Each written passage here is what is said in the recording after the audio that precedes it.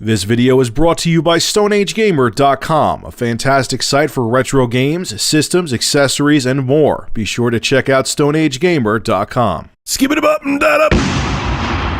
So you remember that video I made a while back about how Verizon went to Washington and was crying because, Netflix is taking too much bandwidth and they need to change how net neutrality works. And the FCC pretty much caved back then and said, yeah, we're going to do that. But they did say, don't worry, we're going to find a way to still make net neutrality work. Well, they pretended that they were going to do that, but they really didn't. They just failed miserably, and net neutrality now is all but officially dead. Let me explain. So now with the new rules the FCC has planned, they're still in the draft stages, internet service providers could strike special deals with internet companies like Netflix or Skype for preferential treatment under proposals by the Federal Communications Commission Chairman Tom Wheeler, violating the ideal of equal access for all consumers. So there is a couple bright spots to these new rules that the FCC has drafted up. I'll talk about those first, and they're not really bright spots if you think about it. I'll explain that later on. The first one, ISPs would be required to offer a baseline level of service to their subscribers, which, okay, what's a baseline level of service? 3 megabits per second, 100 kilobits per second? Like what does that mean? Is it going to actually be fair, legit speeds, or is it going to be something ridiculous so they could just say, hey, we're offering, a service to them, so, we're not doing anything wrong, even though we really are. But whatever. Okay, I guess that's not bad, even though it needs to be fleshed out a shit ton more.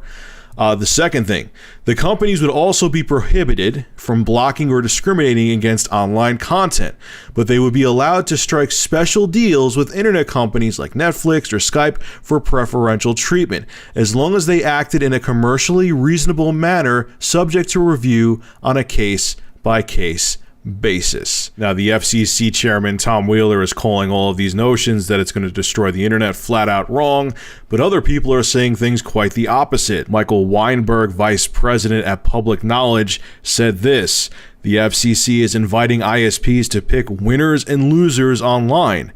This is not net neutrality. This standard allows ISPs to impose a new price of entry for innovation on the internet, and he is 100% goddamn right. Craig Aaron, president and CEO of Free Press, had to say this: this is not net neutrality. It's an insult to those who care about preserving the open internet to pretend otherwise. The FCC had an opportunity to reverse its failures and pursue real net neutrality by reclassifying broadband under the law. Instead, in a moment of political cowardice and extreme short-sightedness, it has chosen this convoluted path that won't protect internet users. Oh yeah, fun little side note here. FCC Chairman Tom Wheeler is a former cable and wireless industry lobbyist. So I wonder why he's siding with Verizon and all the other ISPs here. So what the hell does all this mean? Well, it means, let's just be blunt here, that we're screwed. Because one, things are going to get more expensive over time. It's not going to happen overnight, but this is going to happen over time. Say Google has to pay an insane fee to Verizon and Comcast and Optimum for YouTube to have quality streaming, to have smooth streaming. Maybe YouTube will start making us pay a monthly fee.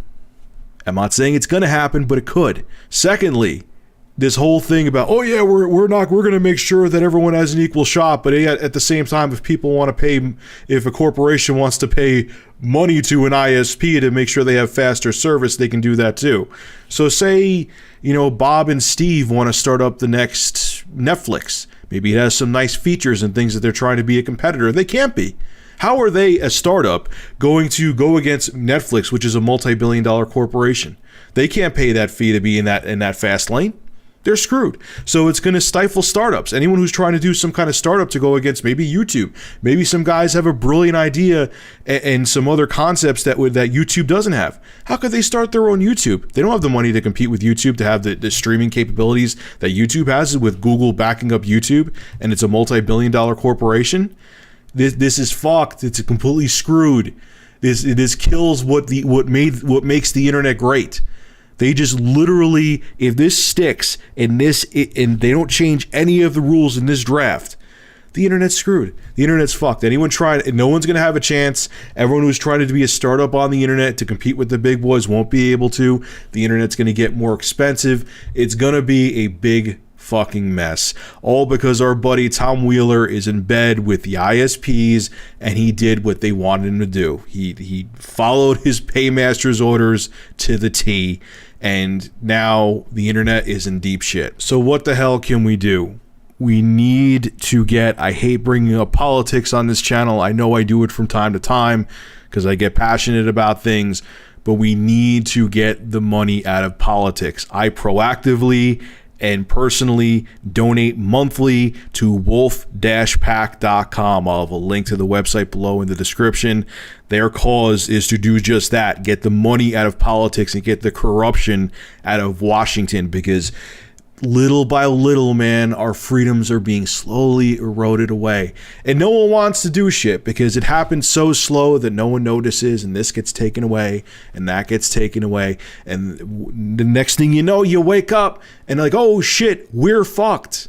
So I understand you're probably saying, look, I'm not donating money to anything, so don't. But for the people who want something to change, and I am not endorsed by Wolfpack in any way, shape, or form, go below to the link. I'll have it in the description, and look over the website and see if it's for you. Okay, like I said, I donate monthly to them. They take money right out of my checking account, and it's for a good cause. Because it's funny, man, I see a lot of Americans making fun of other countries, how they don't have certain freedoms, but the same shit's starting to slowly happen here.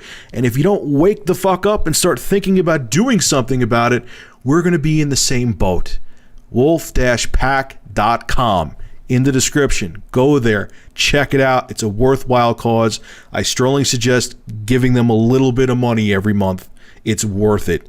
Please. Alright folks, make sure to rate, comment, favorite, and subscribe. And if you have an interesting news story you would like me to discuss, private message me with a link via YouTube. And if I use your news article, I will give you a shout out in the video and feature your YouTube channel in the description. Have a good one.